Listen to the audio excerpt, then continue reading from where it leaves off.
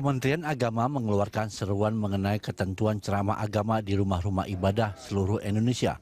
Seruan Menteri Agama tentang ketentuan ceramah di seluruh rumah peribadatan itu dikeluarkan untuk menghindari politisasi agama serta penyebaran nilai radikalisme. Menteri Agama Lukman Hakim Saifuddin mengatakan seruan ini berawal dari informasi bahwa banyak rumah ibadah yang telah digunakan pihak tidak bertanggung jawab untuk memecah belah bangsa. Di tahun 2018 mendatang, sejumlah provinsi kota dan kabupaten di Indonesia akan menggelar pilkada serentak. Seruan ini pun diharapkan dapat meredam politisasi agama di rumah ibadah. Seruan Menteri Agama itu sejalan dengan aturan yang ada di dalam Undang-Undang Nomor 10 Tahun 2016 tentang pemilihan gubernur, bupati, dan wali kota, bahwa rumah ibadah harus bebas dari aksi politisasi. Lukman berharap seruan ini pun menjadi benteng umat menghindari penyebaran nilai-nilai radikalisme. Namun seruan tentang ceramah dalam rumah ibadah yang diatur oleh Kementerian Agama menuai komentar berbagai kalangan.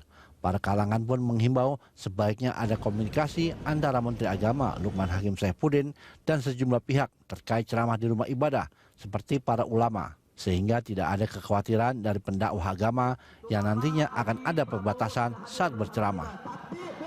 Tim Liputan, Berita 1, Jakarta. Rumah ibadah bebas politik, itulah tema dialog kita pagi hari ini, dan di studio telah hadir Ketua PBNU Kiai Haji Marsudi Syuhud, dan kami juga mengundang Anda pemirsa untuk bergabung bersama kami untuk membahas tema kita pada pagi hari ini. Saya langsung Pak Kiai, Pak, ini kalau kita bicara soal seruan Menteri Agama, ini saya mencoba untuk flashback ke belakang lagi Pak, selain soal soal seruan Menteri Agama yang ini. Sebelumnya juga ada wacana untuk memberikan sertifikasi terhadap penceramah sholat Jumat. Kemudian kalau kita melihat flashback lebih jauh lagi ke belakang, itu dulu itu pernah Polri ingin menempatkan polisi atau dalam tanda kutip intel yang hadir di sana untuk melihat proses ceramah yang terjadi di masjid-masjid. Nah, kalau menurut Pak Kiai sendiri ini seruan ini apakah sudah betul atau sebetulnya masih ada catatan yang harus dilakukan? Ya, berarti ada persoalan yang ada persoalan yang dirasakan oleh masyarakat kenapa sampai seruan itu muncul. Ya. Tapi selama ini Menteri Agama cuma seruan aja. Sudah 2 kali seruan. Oke. Seruan itu hanya biasanya umumnya itu dilakukan oleh LSM. Menteri itu kan biasanya membuat kebijakan, tindakan, terus treatment apa ketika ada persoalan. Cuman kalau kita bicara soal ini agama ada persoalan cuma statement.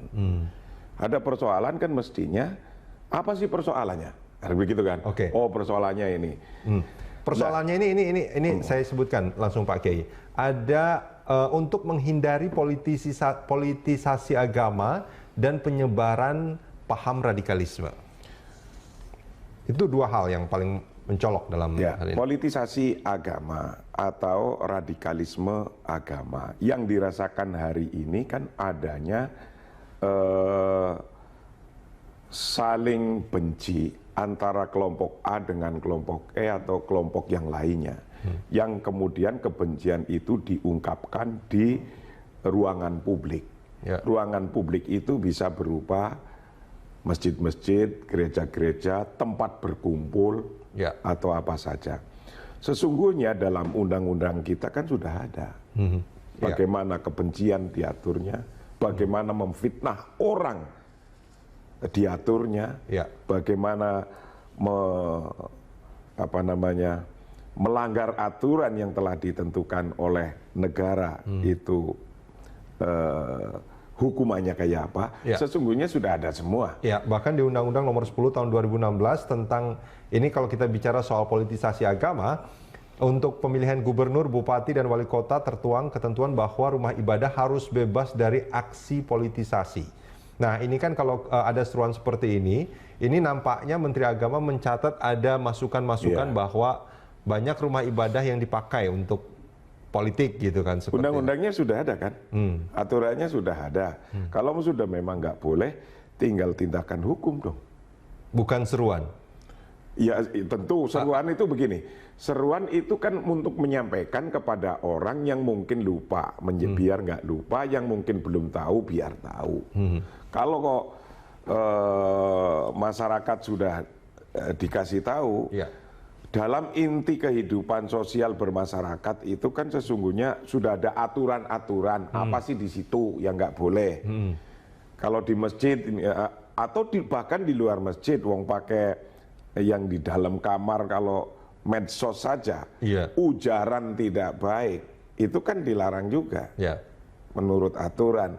Atau menfitnah orang, itu walaupun sendirian, tapi di medsos dia tetap saja kena. Apalagi di ruangan terbuka, ruangan publik, ruangan banyak orang yang disampaikan betapapun judulnya adalah agama, khotbah, atau apa saja.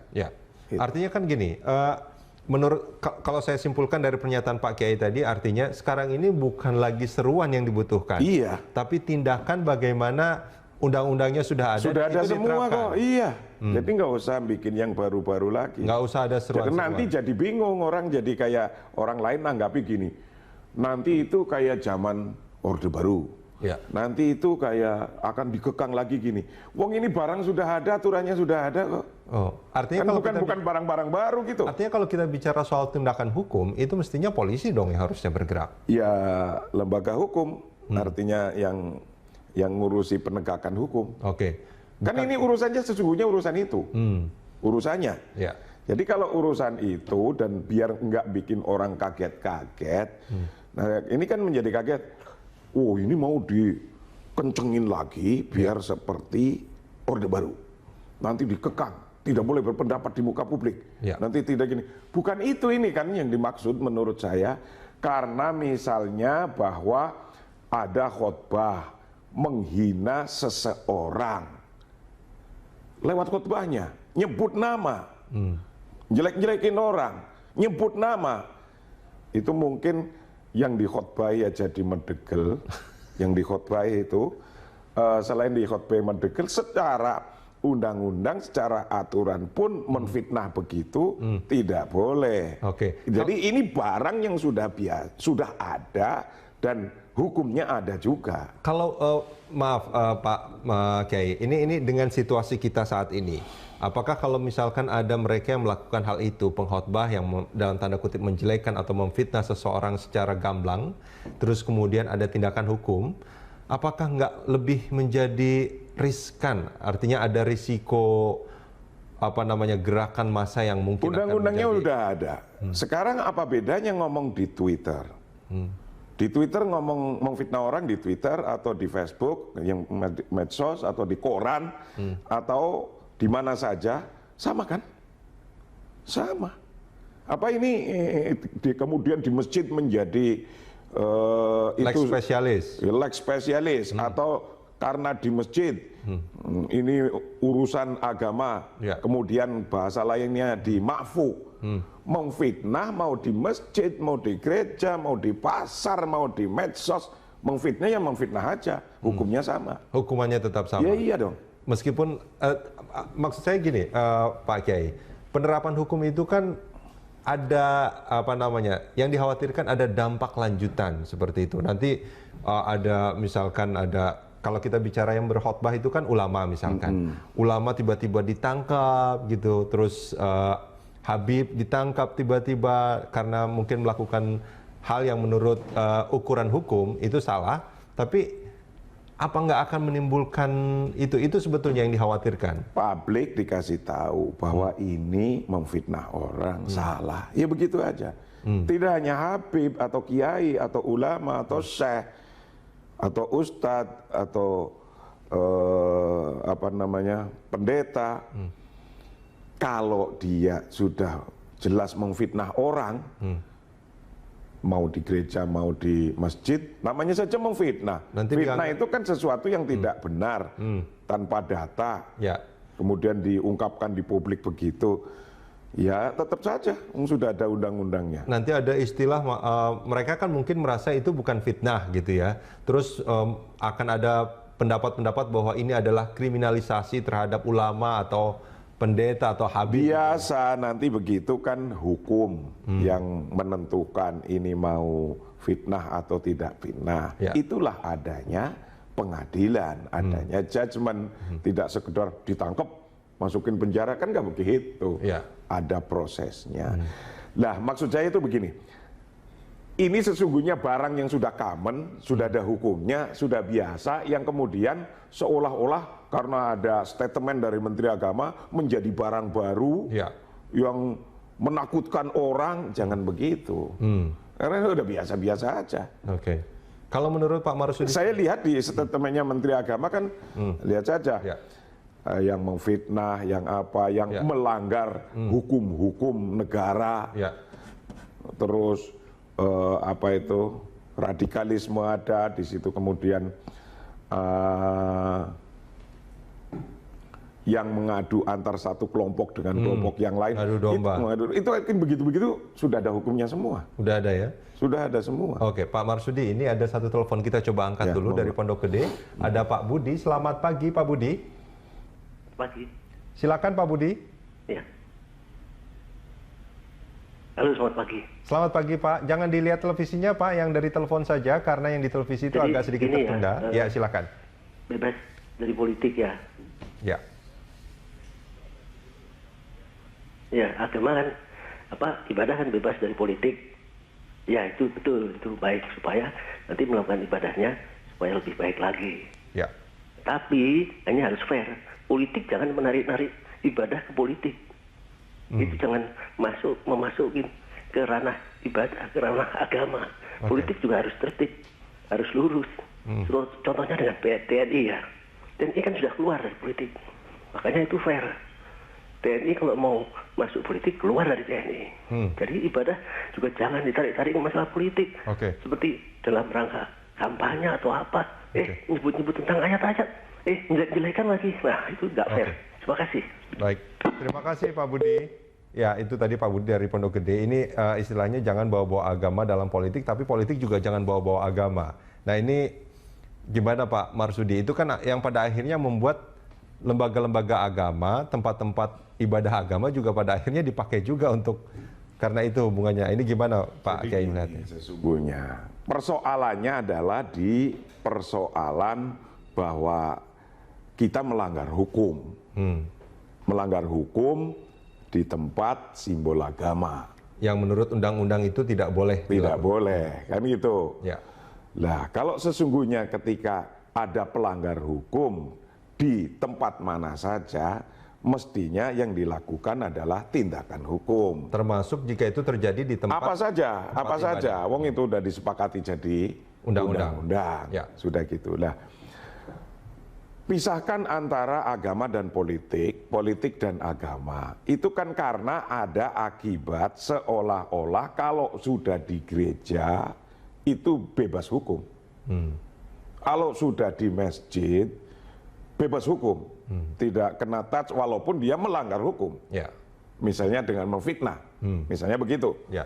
Nah, karena demikian yang kemudian masyarakat ingin mudahnya saja, kalau gitu agama dan politik pisahin.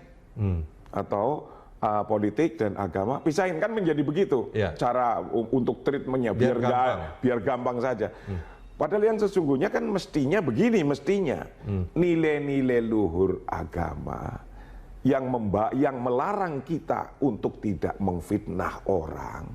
Itu, untuk tidak memfitnah orang kan agama menyuruh jangan memfitnah. Itu seluruh agama begitu. Ya. Mestinya itu yang dibawa. Itu kepada politik. Jika kebiasaan politik adalah memfitnah orang, nilai agama masuk ke situ, maka menjadi politik tidak memfitnah. Menjadi gitu kan mestinya. Nah, tapi sekarang kan politik biasa memfitnah, misalnya biar memfitnah halal di mana-mana pakai dalil-dalil agama, kan begitu. Nah, tapi permasalahannya gini Pak Kiai, ketika tadi dikatakan bahwa maksudnya kan politik itu jangan dicampur dengan agama, agama jangan dicampur dengan politik. Permasalahannya ketika dalam tanda kutip ada seolah-olah kampanye tidak memfitnah, tapi dia seolah berkampanye untuk memilih calon tertentu dan tidak memilih calon yang lain tanpa memfitnah. Nah itu bagaimana Pak Kiai? Iya kan sah-sah saja kan, nggak ada memfitnah, nggak ada apa. Kampanye yang dibolehkan kampanye sudah ada juga kode etiknya kampanye. Kampanye itu apa sih? Kampanye itu yang dijual program-programnya. Tapi bukannya undang-undangnya melarang itu dilakukan di tempat ibadah? Kalau apalagi kalau undang-undangnya sudah melarang dilakukan di tempat ibadah, kok melakukan di tempat ibadah? Kan gampang saja undang-undang melarang kok. Tinggal tangkap saja. Ya iyalah. Pak Kiai, kita jeda sebentar. Nggak usah susah-susah, sudah ada aturannya. Jadi karena ini padahal sudah ada aturannya, jangan membangkitkan sesuatu yang seolah-olah ini barang baru. Seperti sudah ada pernyataan, wah ini akan dibikin kayak era Orde Baru. Ini nanti kita akan dikekang, akan gini. Long barang sudah ada aturannya, kok jadi repot. Kita jeda sebentar, kita akan lanjutkan ini di segmen berikut. Pemirsa jangan kemana-mana.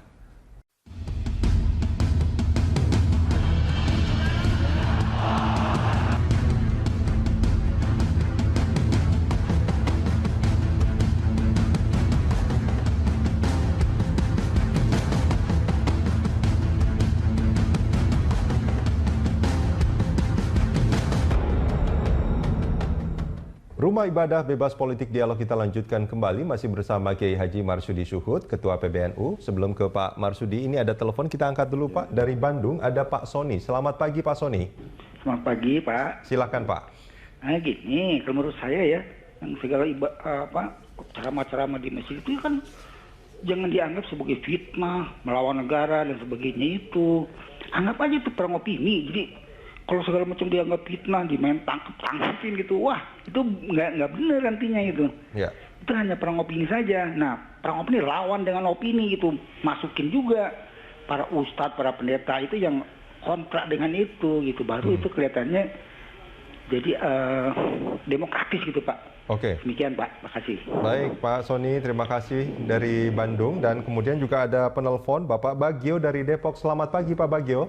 Selamat pagi. Silakan Pak Bagio. Ya, assalamualaikum Pak Kiai. Waalaikumsalam warahmatullahi wabarakatuh. Iya, saya ini juga ini ikut-ikut komentar gitu. Politik itu sebetulnya siasat ya Pak Kiai ya. Siasat atau cara-cara atau ya toh. Saya kok malah kalau kampanye, kalau segala macam itu kan sekarang ini dilarang di tempat-tempat ibadah, di sekolah itu kan sudah lama sejak dulu kan sebetulnya untuk untuk supaya jangan rumah ibadah, sekolah dan segalanya dimanfaatkan untuk kepentingan sesaat. Tapi sebetulnya secara moral kalau mereka diizinkan untuk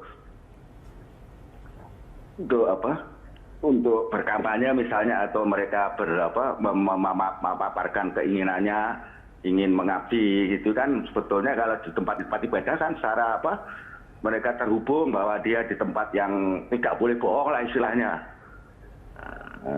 Itu gimana menurut Pak Bagio? Sebetulnya malah kalau saya malah ini berpolitiklah dengan moral. Moralnya apa? Moral beragama karena kita semua orang beragama loh. Nah, kayak gini-gini sering disebut-sebut bahwa kita marilah kita berpolitik secara bermoral kayak gitu banyak Kiai pendapatnya seperti itu malah jangan dipisahkan tapi perbaikilah cara mereka berkampanye supaya nggak bohong gitu aja lah jangan pakai cara-cara untuk menunjukkan kebaikannya dengan menjelek-jelekkan orang. Apakah kalau orang jelek kamu tampak benar? Belum tentu kan Kiai. Nah, itu Pak Bagio. Maaf nih. Ya, Pak Bagio, maaf saya potong sedikit. Makasih. Sebelumnya saya tanya sedikit Pak Bagio. Ya. Sebelum maaf saya potong, saya mau nanya sama Pak Bagio, apakah Pak Bagio sering mengalami di masjid-masjid itu ada kampanye-kampanye politik? Oh iya, ini terutama ini pada pilkada itu loh. Ya, pertanyaannya Bapak setuju dengan itu? Artinya banyak orang berkampanye di dalam. Kalau itu sudah menyebut nama seperti Pak Kiai tadi, kemudian dia menggunakan menjelek-jelekkan tanpa dasar fitnah itu yang tidak bermoral itu Kiai ya. Tapi kalau mereka memaparkan program dengan baik bahwa saya ini ini loh ingin yang saya sampaikan, kemudian saya deh Landasan moralnya itu yang harus diperbaiki. Soal kampanye itu kan sebetulnya mereka hanya ingin menarik. Ya, tapi sekarang yang dipakai adalah kalau orang lain tampak jelek, maka saya kelihatan baik. Itu nggak benar tuh itu. Ya, silakan berkecap, tapi jangan menjelek-jelekan orang itu. Baik Pak Bagio, terima kasih banyak Pak Bagio dari Depok. Menarik sekali sebetulnya ini pernyataan Pak Bagio. Ini malah menurut saya lebih moderat ya. Artinya boleh berkampanye, tapi selama dia tidak menjelekkan atau memfitnah orang lain. Tapi undang-undang kita itu agak strict ini Pak Kiai, bahwa tidak boleh digunakan untuk politik. Nah ini gimana Pak Kiai melihatnya? Sesungguhnya kan begini, karena kita sudah memahami kalau politik itu adalah adu. Siasat. Adu itu macam-macam, ada adu argumen, adu siasat, adu kekuatan, adu. Nah adu itu cenderung mendatangkan konflik-konflik walaupun bisa termanage atau terkontrol atau tidak terkontrol. Nah, untuk itu maka secara aturan undang-undang dibikin stage tersendiri, panggung tersendiri, panggung kampanye di mana sih? Oh, tempatnya di sini, di sini, di sini. Ya. Terus yang nggak boleh di mana saja sih? Oh, yang yang tidak boleh antara lain di masjid, di gereja, tempat ibadah, di sekolah. Nah, itu intinya sesungguhnya apa? Karena di masjid itu bukan yang diperuntukkan tempat untuk kampanye, tapi untuk beribadah yang orang-orang itu mungkin backgroundnya bisa beda-beda. Ada yang saya seneng A, ada yang seneng B, ada yang seneng C. Kan lucu kalau berantem nanti di masjid atau di gereja untuk itu. Maka diaturlah undang-undang gini. Sekarang kita sebagai masyarakat atau tokoh masyarakat tinggal memberikan pesan-pesan kepada terus-menerus kepada rakyat, kepada bangsa, kalau mau kampanye sana bukan nggak boleh. Di sini ayo kita ngajak ketakwaan saja, misalnya. Ketakwaan sesungguhnya kampanye juga bisa untuk ngajak ketakwaan, tapi ini hanya untuk meminimalisasi problem, kan gitu intinya sesungguhnya. Oke, baik sebetulnya kayak pendapat-pendapat yang tadi, opini harus dilawan dengan opini. Pak Sony dari Bandung ya? Itu nanti ketika begitu berantem nggak akan berhentinya. Sekarang menurut saya opini, tapi saya sesungguhnya mau fitnah sampean. Atau sampean mau fitnah saya, terus sampean berpendapat ini opini saya. Nggak akan selesai-selesai. Itulah adanya batasan-batasan hukum. Jadi bebas bas-bas itu juga dibatasi dengan kebebasannya orang lain. Kebebasan orang lain dibebasi kebebasan orang lain lagi. Siapa yang membatasi? Yang membatasi adalah aturan dan peraturan atau hukum itu sendiri. Pak Kiai, kita jeda sebentar, kita akan lanjutkan di segmen berikutnya. Pemirsa jangan kemana-mana.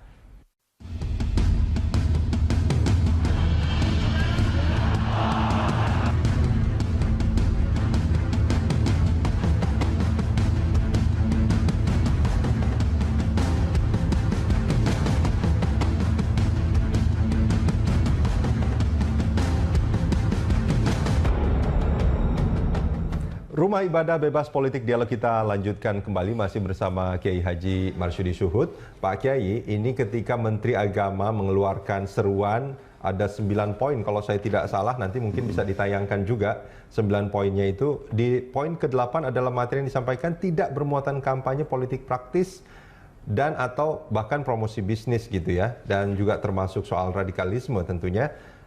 Ini kan sebetulnya seruan ini karena ada masukan, dan masukan ini kalau kita merunut itu yang baru-baru saja terjadi itu ada Pilkada DKI Jakarta. Jadi ada indikasi memang penggunaan rumah ibadah dalam proses kampanye politik gitu. Nah, 2018 ini tahun depan ini akan ada Pilkada serentak di sekitar 170-an wilayah. Kemudian 2019 ada pemilu serentak.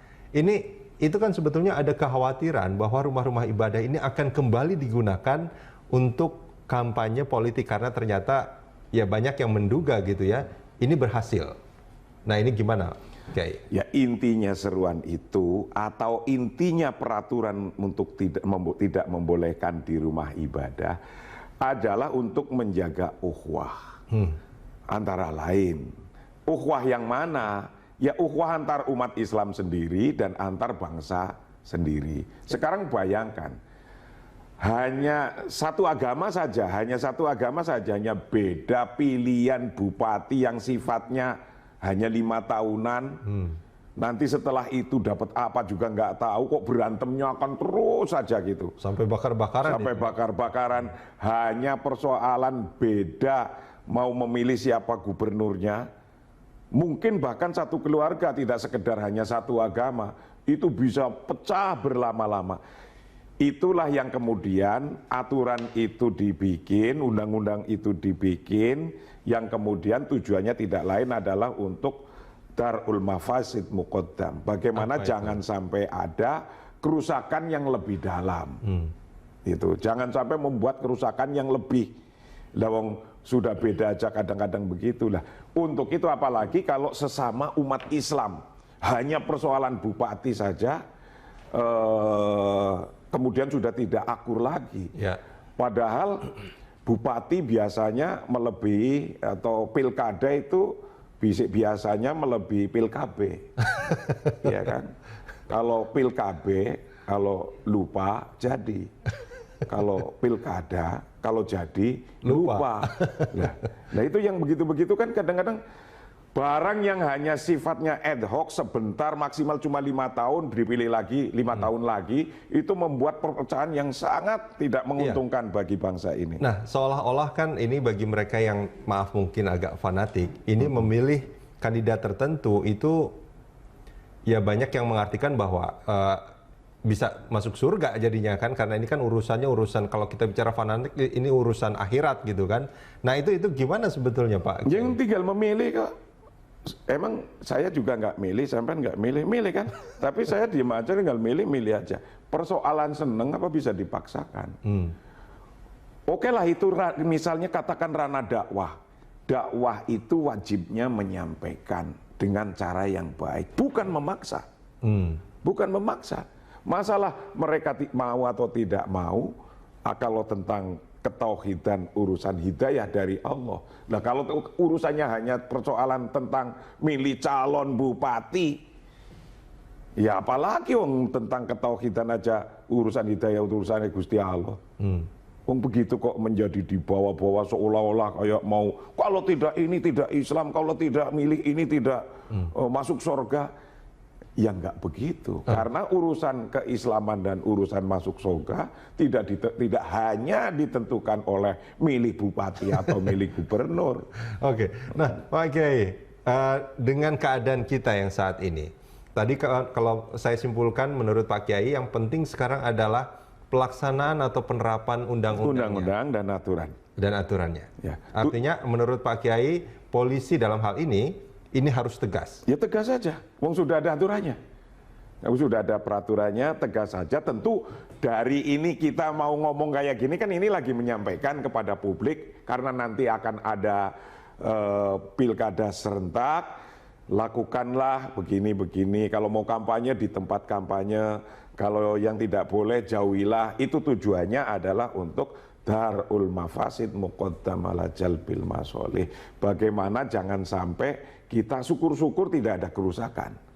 Kalau ada kerusakan ya minim sekali. Syukur-syukur tidak ada keretakan antara ukhuwah. Kalau ada keretakan ya 2 menit, 3 menit, 1 hari. Sudahlah jangan sampai 3 hari karena noblos satu calon saja. Pisah nanti ranjangnya. Oke Pak Kiai, terima kasih banyak sudah hadir bersama kami di Dialog Pagi. Terima kasih.